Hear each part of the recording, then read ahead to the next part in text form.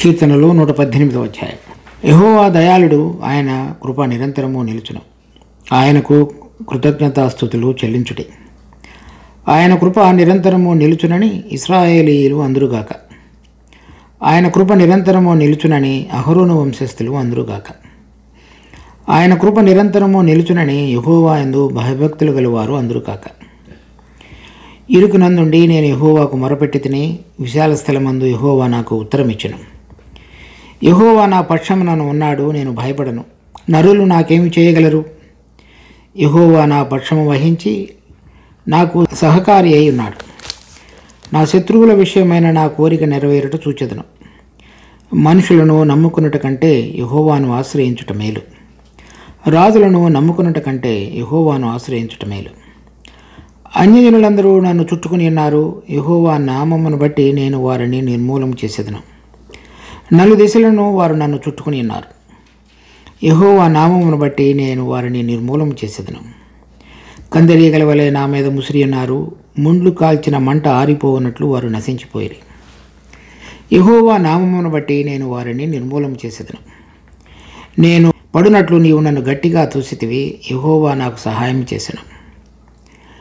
యెహోవా నా దుర్గము, నా గానము, ఆయన నాకు రక్షణాధారమాయను. నీతిమంతుల గుడారములలో రక్షణ గూర్చిన ఉత్సాహ సునాదము వినబడును. యెహోవా దక్షిణ హస్తము సాహస కార్యములను చేయును. యెహోవా దక్షిణ హస్తము మహోన్నతమాయను. యెహోవా దక్షిణ హస్తము సాహస కార్యములను చేయును. నేను చావను, సజీవుడనై యెహోవా క్రియలు వివరించెదను. యెహోవా నన్ను కఠినముగా శిక్షించిన కానీ ఆయన నన్ను మరణమునకు అప్పగింపలేదు. నేను వచ్చినట్లు నీతి గుమ్మములు తీయడి. నేను వాటిలో ప్రవేశించి యెహోవాకు కృతజ్ఞతాస్తుతులు చెల్లించెదను. ఇది యెహోవా గుమ్మము, నీతిమంతులు దీనిలో ప్రవేశించెదరు. నీవు నాకు రక్షణాధారుడవై నాకు ఉత్తరమిచ్చున్నావు. నేను నీకు కృతజ్ఞతాస్తుతులు చెల్లించెదను. ఇల్లు కట్టువారు నిషేధించిన రాయి మూలకు తలరాయి ఆయను. అది యెహోవా వలన కలిగినది, అది మన కన్నులకు ఆశ్చర్యము. ఇది యెహోవా ఏర్పాటు చేసిన దినము, దీని యందు మనము ఉత్సహించి సంతోషించదము. యెహోవా దయచేసి నన్ను రక్షించుము. యెహోవా దయచేసి అభివృద్ధి కలిగించుము. యెహోవా పేరిట వచ్చువాడు ఆశీర్వాదముందునుగాక. యెహోవా మందిరములో నుండి మేము దీవించుచున్నాము. యెహోవాయ దేవుడు, ఆయన మనకు వెలుగు అనుగ్రహించున్నాడు. ఉత్సవ బలి పశువును త్రాళ్లతో బలిపీఠపు కొమ్ములకు కట్టుడి.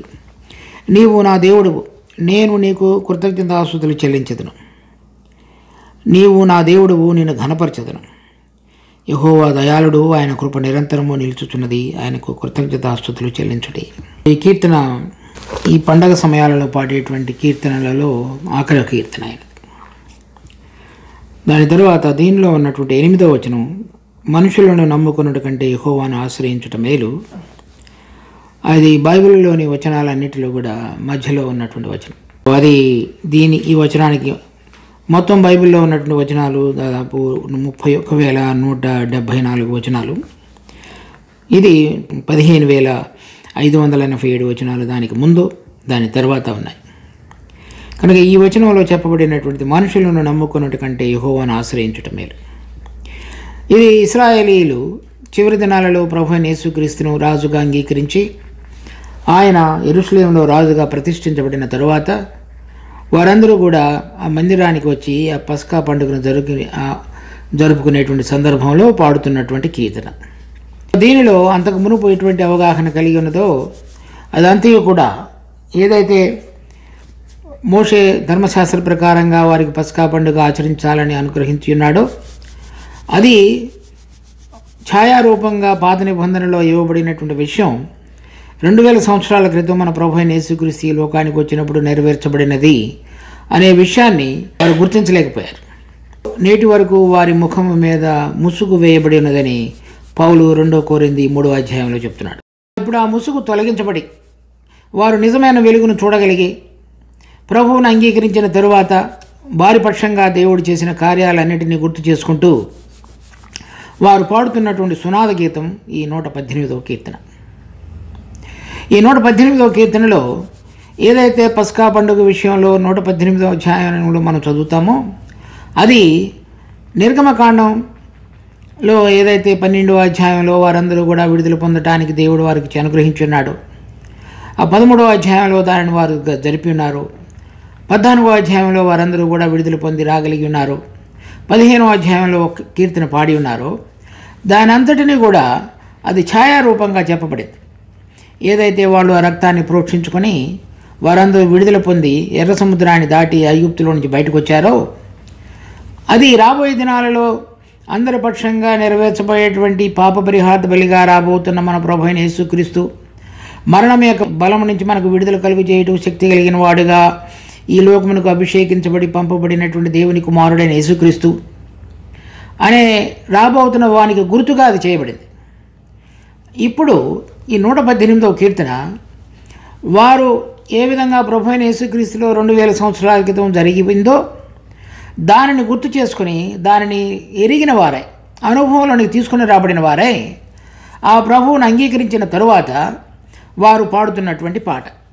అందుచేతనే ఈసారి ఇది పాప పరిహార బలి కాదు, కానీ 27వ వచనంలో చూస్తే ఉత్సవ బలి పశువును త్రాళ్లతో బలిపీఠపు కొమ్ములకు కట్టుడి. ఆయన ఇప్పుడు ఆ పాప పరిహార బలి ఇంకా అవసరం లేకుండా జరిగించబడినటువంటి ఒకేసారి అప్పగింపబడిన మన ప్రభు అయిన యేసుక్రీస్తును వారు గుర్తు చేసుకుని ఇప్పుడు ఇక పాప పరిహార బలి అవసరం లేదు అనే దానికి గుర్తుగా ఉత్సవ బలి పశువును బలిపీఠపు కొమ్ములకు కట్టుడి. అంటే ఇది సంతోషగానంతో ఆనందంతో దేవుడు వారి పక్షంగా జరిగించినటువంటి ధర్మశాస్త్ర క్రియలన్నిటిని విషయంలో ఇక వారికి ఆ భారం లేకుండా విడుదల పొందినటువంటి అనుభవంతో పాడుతున్నటువంటి పాట.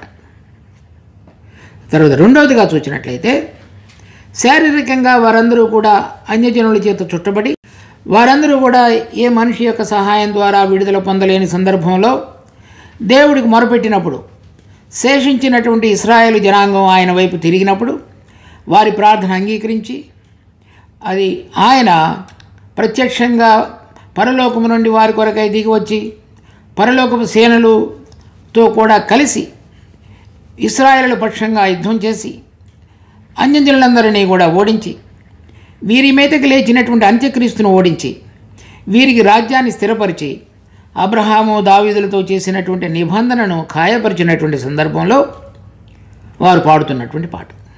ఆత్మీయమైనటువంటి విధంగా నెరవేర్చబడినటువంటి దానిని అబ్రహాము దావీదుకి ఇచ్చినటువంటి వాగ్దానాల ప్రకారంగా దావీదుకి ఇచ్చిన వాగ్దానం నీ రాజ్యము తరతరములు ఉండను. అబ్రహాముకి ఇచ్చిన వాగ్దానం నీ సంతానము ద్వారా భూలోక జనములన్నీ కూడా ఆశీర్వదించబడును.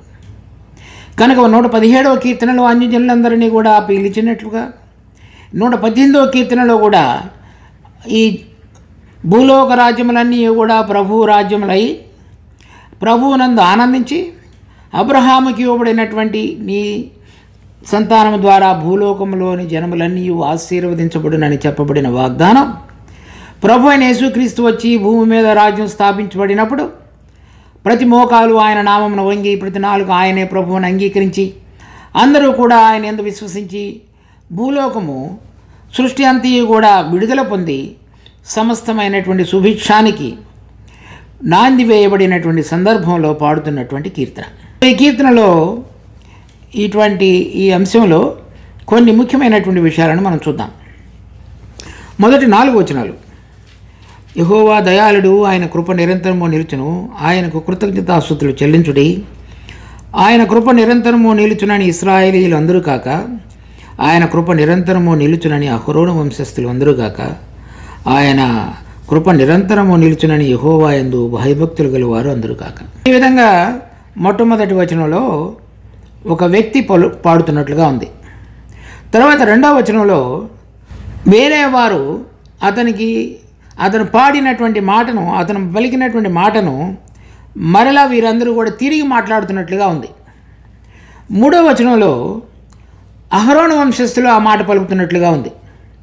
4వ వచనంలో ఆయన యందు భయభక్తులు కలిగిన వారు, అంటే యూదులు కానీ అన్యజనులుగా కూడి వచ్చిన వారందరూ కూడా పాడేటువంటి కీర్తనగా ఉంది. అలా ఈ భూలోకంలో ఉన్నటువంటి యూదులు, తర్వాత యాజకులు, తర్వాత లేవీయులు, తర్వాత దేవుడిని ఆ సమయంలో ఎరిగి అంగీకరించినటువంటి భయభక్తులు కలిగిన వారందరూ వచ్చి పాడుతున్నటువంటి కీర్తన. తర్వాత చూస్తే 5వ వచనం నుంచి 8వ వచనం వరకు, ఇరుకునందుండి నేను యెహోవాకు మొరపెట్టితిని, విశాల స్థలమందు యెహోవా నాకు ఉత్తరం ఇచ్చెను. యెహోవా నా పక్షమున ఉన్నాడు, నేను భయపడను. నరులు నాకేమి చేయగలరు? యెహోవా నా పక్షం వహించి నాకు సహకారి అన్నాడు. నా శత్రువుల విషయమైన నా కోరిక నెరవేరట చూచెదను. మనుషులను నమ్ముకొనుట కంటే యెహోవాను ఆశ్రయించుట మేలు, రాజులను నమ్ముకొనుట కంటే యెహోవాను ఆశ్రయించుట మేలు. అన్యజనులందరూ నన్ను చుట్టుకుని ఉన్నారు, యెహోవా నామమును బట్టి నేను వారిని నిర్మూలము చేసేదను. నలుదిశలను వారు నన్ను చుట్టుకుని ఉన్నారు, యెహోవా నామమును బట్టి నేను వారిని నిర్మూలము చేసేదను. కందిరీగల వలె నా మీద ముసిరి ఉన్నారు, ముండ్లు కాల్చిన మంటల మారిపోనట్లు వారు నశించిపోయేది. యెహోవా నామమును బట్టి నేను వారిని నిర్మూలన చేసేది. ఇక్కడి వరకు చూసిన ఈ విషయాలన్నిటిలో కూడా వారందరూ కూడా భయంకరమైనటువంటి శత్రు బలం చేత ఆవరించబడి ఎవరు కూడా మనుషుల సహాయం ద్వారా కానీ, రాజుల సహాయం ద్వారా కానీ, తర్వాత వేరే ఎవరి సహాయం ద్వారా కానీ వారు రక్షణ పొందలేనటువంటి స్థితిలో ఉన్న సందర్భంలో 5వ వచనంలో చెప్తున్నాడు, ఇరుకునందుండి నేను యెహోవాకు మొరపెట్టితిని. ఈ నేను అనే మాట ఇక్కడ ఇశ్రాయేలు రాజ్యం మొత్తానికి సంబంధించింది. ఈ పాట వాళ్ళందరికీ వర్తించిందిగా ఉంది కనుక వాళ్ళు, నేను అనగా ఇశ్రాయేలు దేశం, విశాల స్థలం ముందు యెహోవా నాకు ఉత్తరం ఇచ్చిన. తర్వాత యెహోవా నా పక్షంలో ఉన్నాడు. ఇక్కడ వారు అంతకు మునుపు యెహోవాను నమ్మక మునుపు మనుషులను నమ్మి ఉన్నారు, తర్వాత రాజులను నమ్మి ఉన్నారు. కానీ ఆ సహాయం ద్వారా వారు విడుదల పొందలేనటువంటి స్థితిలో ఇప్పుడు పాడుతున్నటువంటి పాట ఏంటంటే, మనుషులను నమ్ముకున్నట్టు కంటే యెహోవాను ఆశ్రయించటం మేలు, రాజులను నమ్ముకున్నట్టు కంటే యెహోవాను ఆశ్రయించటం మేలు. సో ఇది మనుషులను రాజులను ఆశ్రయించి వారందరూ కూడా ఇంకా అధికమైనటువంటి ఇబ్బందులు లేకుండా వెళ్ళినటువంటి దానిని గుర్తు చేసుకుంటూ ఇప్పుడు వాళ్ళు పశ్చాత్తాపడి ప్రభువును మాత్రమే అంగీకరించి ఆయనను మాత్రమే విశ్వసించినట్లయితే ఏ విధంగా వారికి విడుదల కలుగుతుంది అనేటువంటి దానిని అనుభవించిన తరువాత దానిని కీర్తన రూపంగా వ్రాసినటువంటి సందర్భం ఇది. ఇక్కడ చూడండి 11వ వచనంలో, వారు నలుదిశలను నన్ను చుట్టుకొని ఉన్నారు. లూకా సువార్త 21వ అధ్యాయం 20వ వచనం, యెరూషలేము దండ్ల చేత చుట్టబడుట మీరు చూచునప్పుడు దాని నాశనము సమీపమైనదని తెలుసుకున్నది. ఆ యెరూషలేము దండ్ల చేత చుట్టబడటం అంటే అన్యజనుల సైన్యములన్నీ కూడా ఆ యెరూషలేము చుట్టూ వచ్చి ముట్టడి వేసి వీరిని నాశనం చేయడానికి చేసేటువంటి ప్రయత్నం.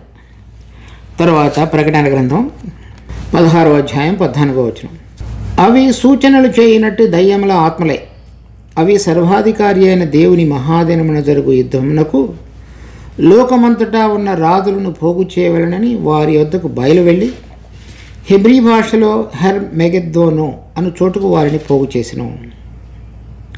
ఇదిగో నేను దొంగవలే వచ్చుచున్నాను, తాను దిగంబరుడిగా సంచరించుచున్నందున జనులు తన దిశములను చూతురేమో అని మెలకువగా ఉండి తన వస్త్రమును కాపాడుకుని వాడు ధన్యుడు. ఈ రాజులందరినీ పోగు చేయబడేటువంటి ఒక దినం రాబోతున్నది. ఆ రాజులందరూ కూడా యెరూషలేము చుట్టుముట్టడి వేసేవారుగా ఉన్నారు. తర్వాత జకరియా గ్రంథం 14వ అధ్యాయం 2వ వచనం, ఏలయనగా యెరూషలేము మీద యుద్ధము చేయుటకు నేను అన్యజనులందరినీ సమకూర్చబోచున్నాను. పట్టణము పట్టబడను, ఇండ్లు కొల్లపెట్టబడను, స్త్రీలు చెరపబడదురు, పట్టణములో సగము మంది చెరపట్టబడిపోదురు. అయితే శేషించిన వారు నిర్మూలము కాకుండా పట్టణములో నిలుతురు. ఈ శేషించిన వారు ఎవరైతే ప్రభువు వైపు తిరిగి రాజులను నమ్ముకొనకుండా ఆశ్రయించున్నారో వారిని గురించి చెబుతున్నారు. ఆ సందర్భంలో ఇక్కడ మరలా చూడండి, మన కీర్తన 118వ అధ్యాయంలో 10వ వచనంలో, యెహోవా నామమును బట్టి నేను వారిని నిర్మూలం చేయుదును. 11వ వచనంలో, యెహోవా నామమును బట్టి నేను వారిని నిర్మూలం చేయుదును. తర్వాత 12వ వచనంలో, యెహోవా నామమును బట్టి నేను వారిని నిర్మూలం చేయుదును. ఈ 3 చోట్ల కూడా 10వ వచనం మొదట్లో అన్యజనులందరూ నన్ను చుట్టుకుని ఉన్నారు, 11వ వచనంలో నలుదిశలను వారు నన్ను చుట్టుకుని ఉన్నారు. అటువంటి అంటే ఈ అన్యజనులు తర్వాత ఈ యెరూషలేము చుట్టూ చుట్టబడి ఉండటం అనేటువంటిది ఆ 3 వచనాలలో కూడా యెహోవా నామమును బట్టి నేను వారిని నిర్మూలన చేయుదును. ఇక్కడ చూడండి, జకరియా గ్రంథం 14వ అధ్యాయం 3వ వచనం, అప్పుడు యెహోవా బయలుదేరి తాను యుద్ధకాలమున యుద్ధము చేయు రీతిగా ఆ అన్యజనులతో యుద్ధము చేయను. ప్రకటన గ్రంథం 17వ అధ్యాయం 12వ వచనం నుంచి, నీవు చూచిన ఆ 10 కొమ్ములు 10 మంది రాజులు, వారిది వరకు రాజ్యమును పొందలేదు, కానీ ఒక గడియ క్రూర మృగముతో కూడా రాజుల వలె అధికారము పొందుదురు. వీరు ఏకాభిప్రాయం గలవారై తమ బలమును అధికారమును ఆ మృగమునకు అప్పగింతురు. వీరు గొర్రెపిల్లతో యుద్ధము చేతురు, కానీ గొర్రెపిల్ల ప్రభువునకు ప్రభువును రాజులకు రాజునై ఉన్నందునను తనతో కూడా ఉండిన వారు పిలువబడిన వారే ఏర్పరచబడిన వారే నమ్మకమైన వారై ఉన్నందునను ఆయన ఆ రాజులను జయించును. ఇక్కడ మనం చూస్తున్నటువంటి ఈ 3 వచనాలలో కూడా యెహోవా నామమును బట్టి నేను వారిని నిర్మూలన చేసేదను, 11వ వచనంలో కానీ 12వ వచనంలో కానీ, ఇవన్నీ కూడా ఇక్కడ మనం ప్రకటన గ్రంథం 17వ అధ్యాయంలో వారందరూ కూడా ఓడించబడినట్లుగా మనం చూస్తున్నాం. తర్వాత 19వ అధ్యాయంలో 14వ వచనం, పరలోకమందున్న సేనలు శుభ్రమైన తెల్లని నారబట్టలు ధరించుకొని తెల్లని గుర్రములెక్కి ఆయనను వెంబడించుచుండిరి. జనములను కొట్టుటకై ఆయన నోట నుండి వాడిగల ఖడ్గము బయలువెడలుచున్నది. ఆయన ఇనపదండముతో వారిని ఏలును. ఆయనే సర్వాధికారియగు దేవుని తీక్షణమైన ఉగ్రతను మద్యపు తొట్టి త్రొక్కును. రాజులకు రాజును ప్రభువులకు ప్రభువును అను నామము ఆయన వస్త్రము మీదను తొడ మీదను వ్రాయబడి ఉన్నది. 17-18, మరియు ఒక దూత సూర్యబింబములో నిలిచి ఉండుట చూచితిని. అతడు గొప్ప శబ్దముతో ఆర్భటించి, రండి, రాజుల మాంసమును సహస్రాధిపతుల మాంసమును బలిష్ఠుల మాంసమును గుర్రముల మాంసమును వాటి మీద కూర్చుండు వారి మాంసమును స్వతంత్రులదేమి దాసులదేమి కొద్దివారిదేమి గొప్పవారిదేమి అందరి యొక్క మాంసమును తినుటకై దేవుని గొప్ప విందుకు కూడిరండని ఆకాశ మధ్యమందు ఎగురుచున్న సమస్త పక్షులను పిలిచెను. మరియు ఆ గుర్రము మీద కూర్చున్న వానితోనూ ఆయన సేనతోనూ యుద్ధము చేయుటకై ఆ క్రూర మృగమును భూరాజులను వారి సేనను కూడి ఉండగా చూచితిని. అప్పుడు ఆ మృగమును దాని ఎదుట సూచక క్రియలు చేసి దాని ముద్రను వేయించుకొనిన వారిని, ఆ మృగపు ప్రతిమకు నమస్కరించిన వారిని మోసపరిచిన ఆ అబద్ధ ప్రవక్తయు పట్టబడి వారిద్దరూ గంధకముతో మండు అగ్నిగుండములను ప్రాణముతోనే పడవేయబడిరి. కడమ వారు గుర్రము మీద కూర్చున్న వాని నోట నుండి వచ్చిన ఖడ్గము చేత వధింపబడివి.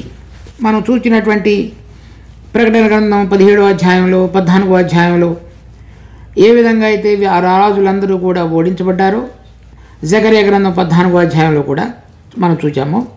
ఈ 3 వచనాలలో వారికి కలిగినటువంటి ఆ బలము దేవుడు వారి పక్షంగా ఉండి యుద్ధం చేసి వారందరికీ విడుదల కలుగు చేసినటువంటి సందర్భం. అందుచేత వారు 9వ వచనంలో రాజులను నమ్ముకున్నట కంటే యెహోవాను ఆశ్రయించుట మేలు. ఒక సందర్భం వచ్చినప్పుడు వారందరూ కూడా వారిలో కొంతమంది ఈ అంత్యక్రీస్తుతోటి నిబంధన చేస్తారు. ఇశ్రాయేలీలందరూ కూడా దానిని గురించి కూడా చెప్పబడింది. దానియేలు గ్రంథం 9వ అధ్యాయం 27వ వచనంలో, అతడు 1 వారం వరకు అనేకులకు నిబంధనను స్థిరపరచును, ఆ అర్ధవారమునకు బలిని నైవేద్యమును నిలిపివేయును. హేయమైనది నిలుచు వరకు నాశనం చేయువాడు వచ్చును, నాశనం చేయువానికి రావాలని నిర్ణయించిన నాశనం ముగించే వరకు ఇలాగను జరుగును. మొదటిలో అతను ఇశ్రాయేలీలందరితో కూడా నిబంధన చేస్తాడు 7 సంవత్సరాలు. కానీ దానిని మధ్యలోనే నిలిపివేస్తాడు. నిలిపివేసి ఏదైతే నాశనకరమైనటువంటిది హేయమైనటువంటిది ఆలయంలో నిలపబడినప్పుడు అంతం వస్తుంది. అప్పుడే అది యుద్ధకాలము, లేకపోతే అన్యజనులందరూ కూడా కూడి వచ్చేటువంటి సమయం. అన్యజనులు రాజులందరూ కూడా యెరూషలేము మీదకి యుద్ధానికి కూడి వచ్చే సమయం అన్నమాట. అందుచేత ఇప్పుడు రాజులను మీరు నమ్ముకొనవద్దని చెప్పడం ఉద్దేశం అది. అప్పుడు ప్రపంచానికి ఏలుతున్నటువంటి రాజుగా ఉన్నటువంటి అంత్యక్రీస్తుతోటి కొంతమంది అధిక భాగమైనటువంటి ఇశ్రాయేలీయులు చేసే నిబంధనను గురించి, వారు ఆ నిబంధనలో తప్పు చేశామని తెలుసుకుని ఓడిపోతున్న సందర్భంలో వారి హృదయాల్లో పశ్చాత్తాపడి ముసుగు తొలగించబడి రాబోతున్నటువంటి రక్షకుడైన యేసుక్రీస్తును అంగీకరించినటువంటి సందర్భంలో యెహోవా నా పక్షమున ఉండి నామమును బట్టి మేము వారిని నిర్మూలన చేయదమని చెప్తున్నారు. తర్వాత 12వ వచనంలో కందిరీగల వలె నా మీద ముసిరి ఉన్నారు. అంటే అంత ఎక్కువగా ఒక దండు వలె వారు వచ్చి ఉన్నారు. అందుచేత మనం ఈ మత్తయి సువార్త 24వ అధ్యాయం, లూకా సువార్త 21వ అధ్యాయంలో యెరూషలేము దండ్ల చేత చుట్టబడినప్పుడు వారు ఒక దేశాన్ని అన్యజనుల రాజులందరూ చుట్టేవారుగా ఉన్నారు. కానీ వారందరూ కూడా ముళ్ళు కాల్చిన మంట ఆరిపోనట్లు వారు నశించిపోయారు. ఏ విధంగా మనం ప్రకటన గ్రంథం 17వ అధ్యాయంలో 19వ అధ్యాయంలో చూచామో ఆ విధంగా వారందరూ కూడా ఈ ముండ్ల కంప మనం పొయ్యిలో పెట్టినప్పుడు ఊరికినే సురసుర త్వరగా కాలిపోతుంది, అంటే అది ఎక్కువ కాలం కూడా మండలేదు అని ప్రభు యొక్క ప్రభావం అది అంత గొప్పదిగా ఉండి వారందరూ కూడా ఆయన నోటి నుంచి వచ్చినటువంటి ఖడ్గం ద్వారా వారందరూ కూడా నశించిపోయారని రాయబడినది. తర్వాత 13వ వచనంలో చూస్తే, నేను పడినట్లు నీవు నన్ను గట్టిగా తోసితివి, యెహోవా నాకు సహాయం చేసెను. వారు దాదాపుగా పడిపోయేటువంటి సందర్భంగా దేవుడు వారిని తీసుకొచ్చాడు, కానీ దేవుడే మరలా వారికి సహాయం చేశాడు. చూడండి 14వ అధ్యాయం జకర్యా 2వ వచనంలో, ఏలైనగా యెరూషలేము మీద యుద్ధము చేయుటకు నేను అన్యజనులందరినీ సమకూర్చబోచున్నాను. దేవుడే వీరందరికీ తగినటువంటి సమయంలో కన్నులు తెరవబడి నిజమైనటువంటి దేవుడు ప్రభు అని గుర్తిరగగలిగేటట్లుగా చేయడానికి ఆయన అన్యజనులందరినీ కూడా వారికి వ్యతిరేకంగా సమకూర్చున్నాడు. అదే చెప్తున్నాడు ఇక్కడ 13వ వచనంలో, నేను పడినట్లు నీవు నన్ను గట్టిగా తోసితివి. తర్వాత యెహోవా నాకు సహాయం చేసెను. తర్వాత ఇంకో చోట చెప్తున్నాడు 17వ వచనంలో, నేను చావను, సజీవుడనై యెహోవా క్రియలు వివరించెదను. ఎందుచేతనంటే యెహోవా నన్ను కఠినంగా శిక్షించిన, కానీ ఆయన నన్ను మరణమునకు అప్పగింపలేదు. అన్యజనులందరినీ ఆయన సమకూర్చి వారితో యుద్ధం చేయడానికి ఉన్న పరిస్థితులను కలుగు చేశాడు. తర్వాత వారందరూ కూడా కఠినంగా శిక్షించబడ్డారు.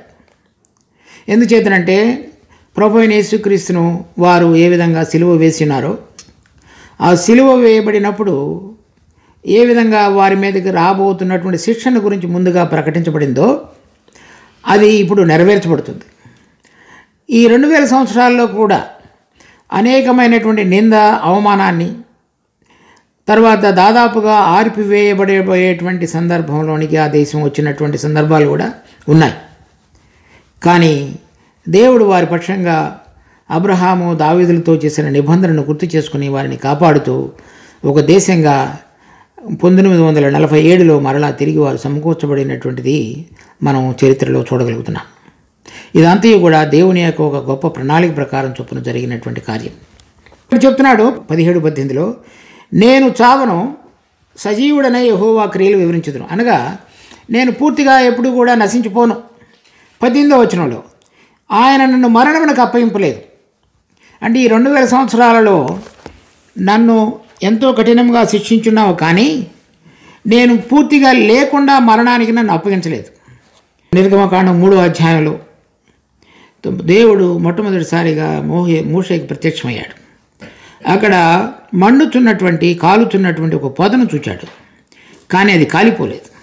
దానికి అది దేనికి సూచనగా ఉన్నదంటే, వారు కలిగినటువంటి శ్రమలో ఇబ్బందులందరిలో కూడా వారు శత్రువులు కాలిపోయేవారుగా ఉన్నారు, కానీ వీరు కాలిపోకుండా నిరంతరము నిలిచేవారుగా ఉన్నారనేది ఆయన సజీవులకు దేవుడు.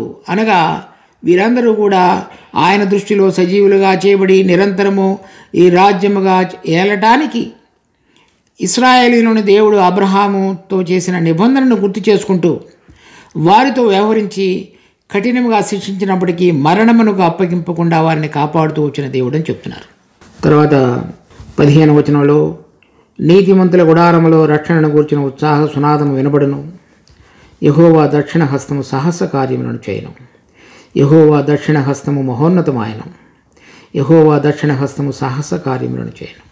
ఇక్కడ ఈ విధంగా ప్రభు అయిన యేసుక్రీస్తు రాజుగా ఈ లోకమునకు వచ్చి ఇశ్రాయేలు పక్షంగా యుద్ధం జరిగించి వారందరికీ కూడా విడుదల కలుగు చేసిన తరువాత దక్షిణ హస్తము సాహస కార్యములను చేయను.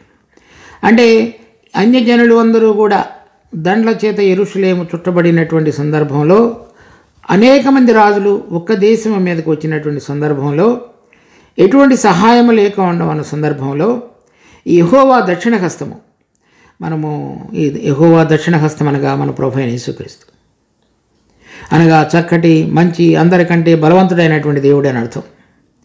ఆయన ఆ హస్తం ద్వారా ఈ సాహస కార్యములను, అంటే ఎవరు ఊహించరానటువంటిది, అన్యజనులందరినీ కూడా ఆయన ముండ్లు కాల్చిన మంట ఆరిపోనట్లు వారు నశించిపోయేటట్లుగా, ఆయన నోటిలో నుంచి వచ్చిన ఖడ్గము చేత వారందరూ కూడా నశించిపోయేటట్లుగా ఆయన యొక్క దక్షిణ హస్తం వారి పక్షంగా కార్యములు చేసింది. అందుచేత ఇప్పుడు చెప్తున్నారు 15వ వచనంలో, నీతిమంతుల గుడారములలో రక్షణ గురించిన ఉత్సాహ సునాదం వినపడును. ఇప్పుడు వీరందరూ కూడా ఈ నిజమైనటువంటి విధంగా యేసుక్రీస్తునందు విశ్వసించుట అనేటువంటిది ఏమిటో వారికి తెలియపరచబడింది. ఇది వారు చేస్తున్నటువంటి బలి అర్పణల ద్వారా కాకుండా, వారు అనుసరించమని కోరినటువంటి ధర్మశాస్త్రాన్ని అనుసరించడం ద్వారా కాకుండా, పాప పరిహార్థ బలిగా అర్పించబడి దేవునికి అంగీకారమైనటువంటి బలిగా అర్పించుకున్నటువంటి ప్రభువైన యేసుక్రీస్తు మృతులలో నుంచి లేవటం ద్వారా ఉచితంగా నీతిమంతుడిగా అందరూ కూడా లేవనెత్తబడుతున్నారనే విషయాన్ని వారు అప్పుడు గుర్తెరగలిగి ఆయనందు విశ్వసించి, నీతిమంతులు మనం ఇప్పుడు తెలుసుకొని ఆయనందు విశ్వసించిన వారందరూ కూడా ఆయన చేసినటువంటిది ఆత్మ సంబంధంగా ప్రత్యక్షంగా అన్యజనులతో యుద్ధం చేయడం మాత్రమే కాకుండా అంతరంగంలో జరగవలసినటువంటి ఒక నూతనమైనటువంటి ప్రక్రియకు ఆ దినమున నాంది పలుకుతూ ఏ విధంగా వారు నీతిమంతులుగా తీర్చబడి ఉన్నారనేటువంటి దాన్ని గుర్తు చేసుకుంటూ, దేవుడు వారికి ఇచ్చినటువంటి వాగ్దాన ప్రకారంగా ఆ క్రియలన్నీ కూడా నెరవేర్చబడుతుండగా ఉచితంగా ఇప్పుడు ఆయన యందు విశ్వసించి నీతిమంతులుగా తీర్చబడినటువంటి వారై ఆ గుడారములలో, నీతిమంతుల గుడారములలో రక్షణ సునాదములు. ఇది మనం రోమాపత్రిక 11వ అధ్యాయంలో కూడా వీడు ఏ విధంగా చివరి దినాల్లో రాబోతున్నారు అనేటువంటిది చూద్దాం. చూడండి, ఒక వచనం, రోమాపత్రిక 11వ అధ్యాయం 25వ వచనం నుంచి చదువుదాం. సహోదరులారా, మీ దృష్టికి మీరే బుద్ధిమంతులమని అనుకొనకుండానట్లు ఈ మర్మము మీరు తెలుసుకొని కోరుచున్నాను. అదేమనగా, అన్యజనుల ప్రవేశము సంపూర్ణమగు వరకు ఇశ్రాయేలునకు కఠిన మనసు కొంత మట్టుకు కలిగిన.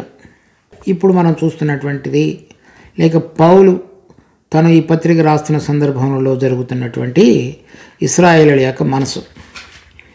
26వ వచనం, వారు ప్రవేశించినప్పుడు, అంటే ఇప్పుడు మనం చదువుతున్నటువంటి 118వ కీర్తన, విమోచకుడు సియోనులో నుండి వచ్చి యాకోబులో నుండి భక్తిహీనతను తొలగించడం.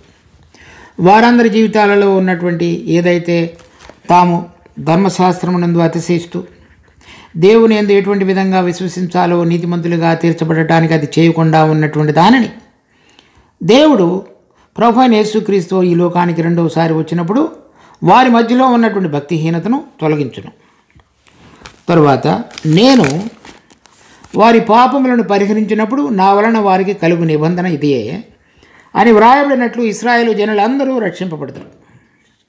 అప్పుడైతే 120 మంది మాత్రమే ఆయన యొక్క పరిచర్య ద్వారా రక్షణ పొందినారు. తర్వాత పెంతెకోస్తు దినాన 3000 మంది, తర్వాత 5వ అధ్యాయంలో మరలా 5000 మంది, అలా 4వ అధ్యాయంలో 5000 మంది, తర్వాత రోజు ప్రభు సంఘానికి అనేక మంది యూదులు రక్షించబడినటువంటి సందర్భం అపోస్తలుల కార్యం 1వ అధ్యాయాల్లో మనం గమనిస్తాం. కానీ ఈ దినాలలో చూసినప్పుడు అది కొద్ది మంది మాత్రమే ఇశ్రాయేల్ వారిలో నుంచి ప్రభువుని అంగీకరించినటువంటి దాఖలాలు కనబడుతున్నాయి. కానీ ప్రభు అయిన యేసుక్రీస్తు రెండవసారి వచ్చినప్పుడు, ఇప్పుడు మనం చదువుతున్నటువంటి 118వ కీర్తన ఆధారంగా, తర్వాత జకరియా 14వ అధ్యాయం ఆధారంగా, లేక 13వ అధ్యాయం ఆధారంగా, 12వ అధ్యాయం ఆధారంగా వారందరూ కూడా దేశం కూడా మొత్తం అంతా ప్రభు వైపు తిరిగేదిగా చేయబడుతుంది.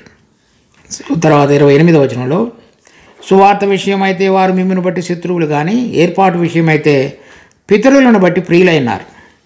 ఏలయనగా దేవుడు తన కృపావరముల విషయంలోనూ పిలుపు విషయంలోనూ పశ్చాత్తాపడ్డాడు. ఆయన ఎవరినైతే పిలుచుకుని ఉన్నాడో దాని విషయంలో పశ్చాత్తాపడ్డాడు. మీరు గతకాలమందు దేవునికి అవిధేయులైండి, ఇప్పుడు వారి అవిధేయతను బట్టి కరుణింపబడుతుంది. అటువలనే మీ ఏడలు చూపబడిన కరుణను బట్టి వారు ఇప్పుడు కరుణ పొందు నిమిత్తము ఇప్పుడు వారు అవిధేయులైనారు. అందరి ఏడలా కరుణ చూపబడినని దేవుడు అందరినీ అవిధేయతా స్థితిలో బంధించున్నాడు. ఈ విధంగా దేవుడు వారు ఇప్పుడు ఉంచబడినటువంటి అవిధేయతా స్థితి నుంచి కన్నులు తెరవబడి ప్రభువైన యేసుక్రీస్తును అంగీకరించగలిగినటువంటి స్థితిలోనికి తీసుకుని రాబడుతున్నారు. ఆ సందర్భంలో 118వ కీర్తన 15వ వచనంలో, నీతిమంతుల గుడారములలో రక్షణ గూర్చిన సునాదం వినబడును. ఆ విధంగా వారందరూ కూడా రక్షణ పొంది ఇప్పుడు మనం పాడుతున్నటువంటి ఉచితముగా నీతిమంతులుగా తీర్చబడిన మనం పాడుతున్నటువంటి పాట ఆ దినాలలో వారు పాడేవారుగా చేయబడతారు. తర్వాత చూస్తే 19వ వచనం, నేను వచ్చినట్టు నీతి గుమ్మములు తీయడి, నేను వాటిలో ప్రవేశించి యెహోవాకు కృతజ్ఞతాస్తుతులు చెల్లించెదరు. వారు వారి గుడారాలలో పాటలు పాడటమే కాకుండా ఇప్పుడు మా రక్షణ పొందిన మేమందరం కూడా ఈ ఉత్సవ బలి పశువుని, దేవుడు మాకు అనుగ్రహించినటువంటి ఇంత గొప్ప విడుదలను, అన్యజనుల దండ్ల చేత మేమందరము చుట్టబడినప్పుడు పొందినటువంటి విడుదలను మాత్రమే కాకుండా ఉచితంగా నీతిమంతులుగా తీర్చబడటానికి ఒక్కసారి పాప పరిహార్థ బలిగా అర్పించబడిన ప్రభు అయిన యేసుక్రీస్తు యందు మేము విశ్వసించి ఆ రోజున మేము సిలువ వేయబడినటువంటి మా ప్రభు అయిన యేసుక్రీస్తే ఇప్పుడు మాకు ఆయన యెహోవా దక్షిణ హస్తంగా బయలుపరచబడి అప్పుడు మాకు ఇప్పుడు విడుదల కలుగు చేసి మా ఆత్మ సంబంధమైన కన్నులను తెరిచి ఆయన మాకు ఉచితంగా నీతిని దానము చేసిన వాడని గుర్తెరిగి ఆయన యందు విశ్వసించిన వారై మేము వచ్చినట్టు నీతి గుమ్మములు తీయడి. ఇది వరకు ఉన్నటువంటి గుమ్మములు కాదు. ఇప్పుడు మనిషి యొక్క ప్రయాసం ద్వారా, బలులు అర్పించడం ద్వారా, లేక ధర్మశాస్త్రాన్ని అనుసరించడం ద్వారా జరిగిన నీతిని కాకుండా యేసుక్రీస్తునందు విశ్వాసం ఉంచడం ద్వారా పొందు నీతిని నేను పొందవలనని వెనుక ఉన్న వాటిని మరిచి ముందున్న వాటి కొరకై నేను వేగిరపడుతూ పరిగెత్తుతున్నానని చెప్పినటువంటి పౌలు వేలే వీరు కూడా ఆ అనుభవంలోనికి తీసుకుని రాబడిన వారే నీతి గుమ్మములు తీయుడి అని పాడుతున్నారు. అది మనం యెషయా గ్రంథం 26వ అధ్యాయంలో కూడా మనం గమనించగలం. తర్వాత 20వ వచనం, ఇది యెహోవా గుమ్మము, నీతిమంతులు దీనిలో ప్రవేశించరు. కనుక ఇప్పుడు ప్రతి ఒక్కరూ కూడా ఆయన యందు విశ్వసించిన వారై నీతిమంతులుగా తీర్చబడి అంతరంగంలో నూతనమైన స్వభావాన్ని ధరించుకొని ఆయన జరిగించినటువంటి పాప పరిహార్థ బలిలో పాపములన్నీ కూడా క్షమించబడి తిరిగి లేవడం ద్వారా పొందినటువంటి నూతన జీవం యొక్క తొడుగును వారు ధరించుకుని వారై ఆయన గుమ్మములలో ఆయన సన్నిధిలో ప్రవేశిస్తున్నారు. 22వ వచనం, ఇల్లు కట్టువారు నిషేధించిన రాయి మూలకు తలరాయి ఆయన. ఏదైతే వారు ఆయన లేకుండా కట్టడానికి ప్రయత్నం చేశారో, ఆయనను నిషేధించున్నారో, ఆయనను సిలువకు అప్పగించున్నారో ఆ రాయి ఇప్పుడు మూలకు తలరాయి అయింది. అంటే ఆయన ఆధారంగా కట్టబడబోతున్నటువంటి ఒక దేశంగా, ఒక ప్రపంచంగా, దేశంలోని రాజ్యములన్నీ ఆయన ఎదుట కూర్చబడి కేవలం ఆయన రాజుగా మాత్రమే కాకుండా ఆయన ద్వారా కలిగినటువంటి నీతిని కూడా అంగీకరించిన వారే ఆయన ఎదుట మోకరిల్లేవారుగా చేయబడినటువంటి దానిని వారు చెప్తూ, ఏదైతే మేము నిరాకరించున్నామో అది మూలకు తలరాయి మాకు మాత్రమే కాకుండా అన్యజనులందరూ కూడా కలిసి మేమందరము కట్టబడటానికి ఒక ప్రక్కన యూదులు, ఆ మూలరాయికి రెండవ ప్రక్క అన్యజనులందరూ కూడా కట్టబడుతున్నటువంటి మందిరంగా మేమందరం కూర్చబడి ఉన్నాం. అది మనం యెషయా గ్రంథం 28వ అధ్యాయం 16వ వచనంలో కూడా వ్రాయబడి ఉన్నది. చూడండి, యెషయా గ్రంథం 28వ అధ్యాయం 16వ వచనం, ప్రభువు యెహోవా ఇలాగను సెలవిచ్చుచున్నాడు, సియోనులో పునాదిగా రాతిని వేసిన వాడను నేనే. అది పరిశోధింపబడిన రాయి, అమూల్యమైన తలరాయి, బహుస్థిరమైన పునాది అయిన మూలరాయి అయినది. విశ్వసించువాడు కలవరపడడు. ఆ విధంగా ఆయన యందు విశ్వసించేటువంటి ప్రజలు ఇప్పుడు కలవరపడరు. ఆ సందర్భంలో కూడా ఆయన యందు విశ్వసించిన వారు దండ్ల చేత చుట్టబడి ఉన్నప్పటికీ, అనేక మంది నమ్మకము లేకుండా అపవాదితో నిబంధన జరిగించినప్పటికీ వారు కలవరపడకుండా దేవుడు వారి పక్షంగా ఉండి వారికి విడుదల కలుగు చేస్తాడనేటువంటి నమ్మకంతో ముందుకు సాగుతూ నీతిమంతులుగా తీర్చబడి వారికి ఉన్నటువంటి భౌతికమైన ప్రతి పరిస్థితి నుంచి కూడా విడుదల పొందుతామనే నిరీక్షణ కలిగి కలవరపడకుండా ఉండేవారుగా ఉన్నారు. తరువాత 23వ వచనం, అది యెహోవా వలన కలిగినది, అది మన కన్నులకు ఆశ్చర్యం. ఇంతవరకు ఇది యెహోవా వలన కలిగినది, ఇది మన కన్నులకు ఆశ్చర్యము. ఎందుకంటే 2 కొరింథీ 3వ అధ్యాయం చూడండి, 14వ వచనం, మరియు వారి మనసులు కఠినములైన కనుక నేటి వరకు పాత నిబంధన చదవబడినప్పుడు అది క్రీస్తునందు కొట్టివేయబడినని వారికి తేటపరచబడక ఆ ముసుకే నిలిచి ఉన్నది. 15వ వచనం, నేటి వరకు మోషే గ్రంథము వారు చదువునప్పుడల్లా ముసుగు వారి హృదయముల మీద ఉన్నది, కానీ వారి హృదయము ప్రభు వైపునికి ఎప్పుడు తిరుగునో అప్పుడు ముసుగు తీసివేయబడదు. ఇప్పుడు ఆ ముసుగు తీసివేయబడింది. నిజమైన విధంగా ప్రభువును గుర్తించగలిగినటువంటి విధంగా దేవుడు వారి హృదయాలలో నుంచి ఆ ముసుగును తొలగించున్నాడు. కనుక ఇప్పుడు చెప్తున్నారు, అది మన కన్నులకు ఆశ్చర్యము, ఇది యెహోవా ఏర్పాటు చేసిన దినము, దీని యందు మనం ఉత్సహించి సంతోషించదము. ఇది వరకు ఏదైతే మనం ఆయనతోటి వ్యతిరేకించున్నామో, తిరస్కరించున్నామో, ఆయనను అప్పగించున్నామో, దాని అంతటికీ బదులుగా మనము పొందినటువంటి శ్రమ దుఃఖాన్ని అంతటినీ కూడా మనకు విడుదల కలుగు చేసి ఇప్పుడు మనం ఆయనతో సమాధానపడి ఆయనను అంగీకరించిన తరువాత ఇది ఇప్పుడు నిజముగా మనము సంతోషభరితములమై ఆనందముతో ఉత్సవాన్ని జరుపుకొనవలసిన దినంగా దేవుడు మనకు ఈ దినాన్ని నిర్ణయించి ఉన్నాడు. కనుక ఇక దుఃఖము, పాపము, అవినీతిగా జీవించుట, దేవుని నుంచి దూరంగా జీవించవలసినటువంటి సమయం అంతా కూడా గతించిపోయింది. ఇక నుంచి ఉచితంగా నీతిమంతులుగా తీర్చబడిన వారే ఆయన ముఖకాంతిలో ఆయన కోరిన విధంగా జీవించగలిగేటువంటి ఒక దినాన్ని దేవుడు ఈ దినంతో ప్రారంభించుతున్నాడు. కనుక అన్యజనులుగా ఉన్న మనము, ప్రభు అయిన యేసుక్రీస్తుని అంగీకరించిన మనము, ఎవరెవరైతే అటువంటి విధంగా ప్రభు అయిన యేసుక్రీస్తు ద్వారా ఉచితంగా నీతిమంతులుగా తీర్చబడి ఆ నీతి అనేటువంటి ఒక తొడుగును వారు ధరించుకొని నూతన జీవం కలిగి ఆయన కోరిన విధంగా చేయబడగలిగేటువంటి అనుభవంలోనికి రాగలిగి ఉన్నారో వారందరి జీవితాలలో కూడా అది ఉత్సవ దినమైనది. 25 యెహోవా దయచేసి నన్ను రక్షించుము, యెహోవా దయచేసి అభివృద్ధి కలిగించుము. కనుక ప్రభువా, ఏదైతే మా అంతరంగంలో ఎటువంటి విధంగా నిన్ను ఎరగాలో, ఇంకా జరగవలసినటువంటి మార్పు ఉన్నదో, సంపూర్ణంగా నిన్ను తెలుసుకొని ఆ రక్షణ ఎందు ఆనందించాలో అది దానిని కలుగు చేయి. తర్వాత ఆశీర్వదించుము, అభివృద్ధి కలిగించుము. కనుక నువ్వు ప్రారంభించినటువంటి ఈ అంతరంగ స్వభావం యొక్క మార్పిడి, ఆ నీతి అనే వస్త్రం ధరించుకున్నడం ద్వారా నీతి కార్యములు జరిగించుతూ జీవించవలసినటువంటి సమయం, నీవు కోరిన విధంగా మేము జీవించగలగడానికి అవసరమైన కృప మాకు అనుగ్రహిస్తూ దానిని నువ్వు అభివృద్ధిపరచు. తరువాత యెహోవా పేరిట వచ్చువాడు ఆశీర్వాదమందును గాక, యెహోవా మందిరములో నుండి మేము దీవించుచున్నాము. ఇది అహరోను వంశస్థులు పలుకుతున్నటువంటి మాట.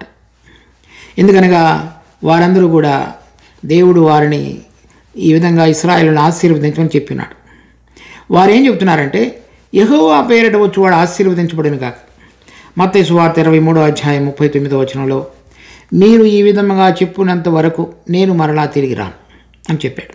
చూడండి, మత్తయి సువార్త 23:39 ఇది మొదలుకొని ప్రభు పేరిట వచ్చువాడు స్తుతింపబడును గాక అని మీరు చెప్పు వరకు నన్ను చూడరని మీతో చెప్పుచున్నాను నేను. కనుక ఈ విషయం ఈ వచనంలో చెప్పబడినటువంటి ఈ మాట మన ప్రభు చేత వారి గమనానికి తీసుకుని రాబడినది. ఇది అనగా ప్రభు అయిన యేసుక్రీస్తు తిరిగి వచ్చినటువంటి సందర్భంలో ఇశ్రాయేలు పాడుతున్నటువంటిది. తర్వాత ఈ లేవీయులు మరి అహరోను వంశస్థులు ఏం చెప్తున్నారంటే, యెహోవా మందిరములో నుండి మేము దీవించుతున్నాము, ఆ ప్రజలను దీవించుతున్నామని చెప్తున్నారు. అది సంఖ్యాకాండం 6వ అధ్యాయంలో చూడండి, ఒక వచనం ఉంది, 23వ వచనం. సంఖ్యాకాండం 6వ అధ్యాయం 23వ వచనం. యెహోవా మోషేకి ఇలాగ సెలవిచ్చును, నీవు అహరోనుతోనూ అతని కుమారులతోనూ ఇలాగనుము, మీరు ఇశ్రాయేలీయులను ఇలాగూ దీవింపవలను. యెహోవా నిన్ను ఆశీర్వదించి నిన్ను కాపాడునుగాక. యెహోవా నీకు తన సన్నిధిని ప్రకాశింపజేసి నిన్ను కరుణించునుగాక. యెహోవా నీ మీద తన సన్నిధి కాంతి ఉదయింపజేసి నీకు సమాధానం కలుగజేయునుగాక. అట్లు వారు ఇశ్రాయేలీయుల మీద నా నామమును ఉచ్చరించుటకు నేను వారిని ఆశీర్వదించెదను.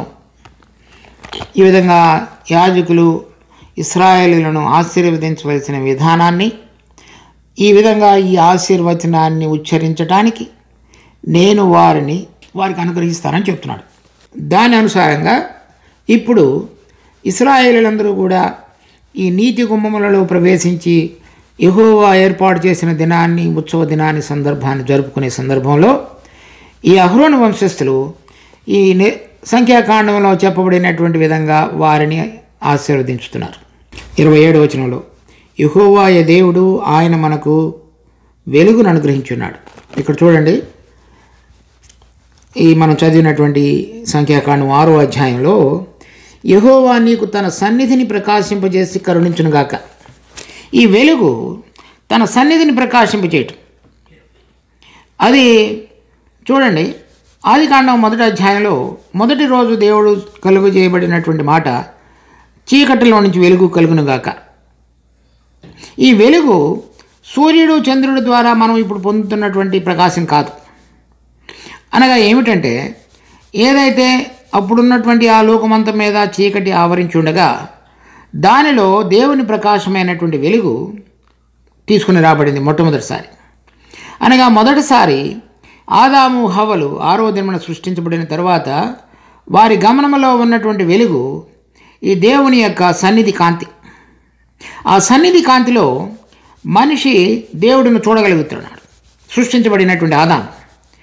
ఇప్పుడు ఈ ప్రభు అయిన యేసుక్రీస్తు తిరిగి వచ్చి ఈ లోకంలో తన యొక్క కుమారుని ద్వారా రాజ్యాన్ని స్థాపించినప్పుడు వారు ఏదైతే ఈ 6వ అధ్యాయం సంఖ్యాకాండంలో వారికి మీద ఉచ్చరించడానికి అహరోను వంశస్థులకి దేవుడు అధికారం ఇచ్చున్నాడు. యెహోవా తన సన్నిధి కాంతిని, ఈ చంద్రుడు సూర్యుని యొక్క వెలుగు కాదు, దేవుని యొక్క ముఖ ప్రకాశము వారి మీద ఉండగలిగినట్లుగా, అంటే మన ప్రభు అయిన యేసుక్రీస్తు ఈ లోకంలో ఉండగా నేను ఈ లోకమునకు వెలుగునని చెప్పినాడు. ఆ వెలుగులో జీవించగలగటానికి, అంటే సూర్యుడు చంద్రుడు కాకుండా దేవుని యొక్క వెలుగులో చీకటిలో నుంచి బయటికి రాగలిగి మన అంతరంగంలో ఉన్నటువంటి దేవుడికి వ్యతిరేకమైన ప్రతి వెలుగుకు వ్యతిరేకమైనటువంటి కార్యములన్నిటినీ కూడా విడిచిపెట్టి కలిగి దేవుడు ఏ కార్యములనైతే చేయమని చెప్తున్నాడో వాటిని చూడగలిగినట్లుగా, చేయగలిగినట్లుగా, ఆయన సన్నిధిలో జీవించగలిగేటట్లుగా ఆయన మనకు వెలుగై ఉన్నాడు అని చెప్తున్నారు. అది విశ్వాసులను మనందరికీ కూడా ఎవరెవరి హృదయాలలో అయితే పౌలు చెప్పినాడు, చీకటిలో నుంచి వెలుగు పలుకునుగా కానీ పలికినటువంటి దేవుడు మన హృదయములలో ప్రకాశించను. ఎందుకనంటే యెహోవాను గూర్చిన మహిమా జ్ఞాన ప్రకాశం యేసుక్రీస్తు ద్వారా మనకు కలిగినట్లు, అనగా ప్రభువును చూచినప్పుడల్లా దేవుని యొక్క మహిమా జ్ఞాన ప్రకాశం మన హృదయాలలో కలిగి ఆ జ్ఞాన ప్రకాశంలో మనం జీవించగలిగేటట్లుగా చేయబడ్డాం. ఆ వెలుగును ఇశ్రాయేలీయులు కూడా అన్వయించుకుని మాట్లాడుతున్నటువంటి పాట. 28వ వచనం, నీవు నా దేవుడువు, నీకు కృతజ్ఞతాస్తుతులు చెల్లించెదను. ఈ దేవుడు అనే మాట ఇక్కడ 14వ వచనంలో చూడబడినట్లయితే ఆయన నా దుర్గము అని ఏదైతే ఉన్నదో, యెహోవా నా దుర్గము, ఇక్కడ ఈ దేవుడు అనే మాట హెబ్రీ భాషలో ఎల్ అని ఉంది, అంటే శక్తిమంతుడు లేక దుర్గము అని అర్థం. కనుక ఇప్పుడు ఇక ఏ అపవాది కానీ లేక ప్రత్యక్షంగా వారి చుట్టూ ఉన్నటువంటి శత్రువులుగా భయం కానీ లేకుండా ఆయనలో దాగి ఉండి నిలిచి ఉండి ఆయన అందులో జీవం ద్వారా నీతిమంతులుగా తీర్చబడినటువంటి జీవితాన్ని ముందుకు కొనసాగిస్తూ ఆయనకు స్తుతులు చెల్లించేటువంటి జనంగా ఇశ్రాయేలీయులందరూ కూడా మార్చబడినటువంటి సందర్భం. 29, యెహోవా దయాళుడు, ఆయన కృప నిరంతరము నిలుచుచున్నది, ఆయనకు కృతజ్ఞతాస్తుతులు చెల్లించుడి. ఆయన కృప నిరంతరము నిలుచుచున్నది. అబ్రహాముతో చేసిన నిబంధన పూర్తిగా నెరవేర్చబడగలగటానికి ఇప్పుడు దాదాపుగా 400 సంవత్సరాలైంది, ఇంకా నెరవేర్చబడలేదు.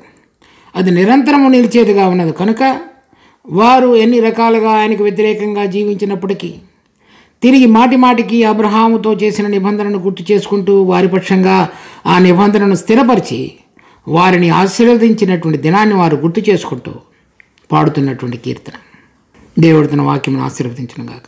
మా జీవం కలిగిన తండ్రి, మీకెంతో వందనాలు. మీ కృపలో ఇచ్చిన వాక్య భాగాన్ని బట్టి కూడా స్తుతి స్తోత్రాలు చెల్లిస్తున్నాం. అది ఇశ్రాయేలు పక్షంగా వాగ్దానంలో నెరవేర్చి నీ కృప నిరంతరము నిలిచినట్లుగా చేసి ఎన్నో సంవత్సరాలుగా రకరకాలుగా వెళ్ళినటువంటి సందర్భాలలో కూడా వారిని మరణానికి అప్పగించకుండా పడినట్లుగా తోసినప్పటికీ కూడా మరలా వారిని లేవనెత్తి కాపాడి వారితో పితరులతో చేసిన నిబంధనను గుర్తు చేసుకుంటూ దానిని నీ సత్య సంతత్వం చొప్పున దానిని స్థిరపరిచి మరలా వారిని ఒక రాజ్యంగా కూర్చిన దేవానికి ఎంతో వందనాలు. వారి ద్వారా వారి అవిధేయత వలన మా మీదకు వచ్చినటువంటి ఆ గొప్ప కృపను బట్టి కూడా మీకు ఎంతో వందనాలు చెల్లిస్తున్నాం. మేము కూడా ఆ వెలుగులో పాలివారమై ఇప్పుడు మీరు రాక మునుపే ఆ వెలుగులో దినదినము జీవించగలిగేటట్లుగా మీ సన్నిధి ప్రకాశము మా మీద అధికంగా కుమ్మరించబడి ప్రతిరోజు ఆ వెలుగులో జీవించగలుగుటకు కావలసిన ధన్యత మాకు అనుగ్రహించి నడిపించి ఆశీర్వదించమని వేడుకుంటూ మా రక్షకుడు ప్రభు అయిన యేసు నామమున అడిగి వేడుకుంటున్నాం తండ్రి. ఆమెన్.